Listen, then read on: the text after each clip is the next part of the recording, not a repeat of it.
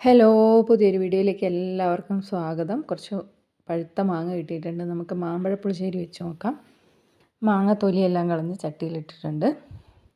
ഇതിലേക്ക് നമുക്ക് 2 പച്ചമുളക് കീറിയത്, കുറച്ച് കറിവേപ്പില, ഉപ്പ്, മഞ്ഞൾപ്പൊടി, കുറച്ച് വെള്ളം ഉരുക്കിയതും കൂടെ ഒഴിച്ച് കൊടുത്തിട്ട് ആവശ്യത്തിന് വെള്ളം ഒഴിച്ചിട്ട് അടുപ്പത്ത് വെച്ച് നന്നായിട്ട് വേവിച്ചെടുക്കുന്നുണ്ട്. ഇതിനകത്തേക്ക് കുറച്ച് അരപ്പ് ചേർക്കണം. അതിന് വേണ്ടിയിട്ട് തേങ്ങ, വെളുത്തുള്ളി, ചെറിയുള്ളി, ജീരകം, മഞ്ഞൾപ്പൊടി, കറിവേപ്പില ഇത്ര അരച്ചെടുത്തിട്ടുണ്ട്. അത് നമുക്ക് ഈ വെന്ത മാങ്ങയിലേക്ക് ഇട്ട് കൊടുക്കാം. അതിനുശേഷം നന്നായിട്ട് ഇളക്കുക. നന്നായിട്ട് തിളച്ച് വരുന്നുണ്ട്. ഇതിലേക്ക് നിന്ന് കഴിയുമ്പോൾ കുറച്ച് തൈരും കൂടെ ഒഴിച്ച് കൊടുക്കുക. ഇതിലേക്ക് കുറച്ച് കടുക് വറുത്തതും കൂടെ ചേർത്ത് കഴിഞ്ഞിട്ടുണ്ടെങ്കിൽ നമ്മുടെ അടിപൊളി ടേസ്റ്റി മാമ്പഴ പുളിശ്ശേരി റെഡി ആയിട്ടുണ്ട്. അപ്പോൾ എല്ലാവരും ഒന്ന് ട്രൈ ചെയ്ത് നോക്കുക. വീഡിയോ കണ്ട് ഇഷ്ടപ്പെട്ടാൽ ലൈക്ക്, ഷെയർ, സബ്സ്ക്രൈബ് ചെയ്ത് സപ്പോർട്ട് ചെയ്യണേ. പുതിയൊരു വീഡിയോ ആയി കാണും വരെ ടാറ്റാ.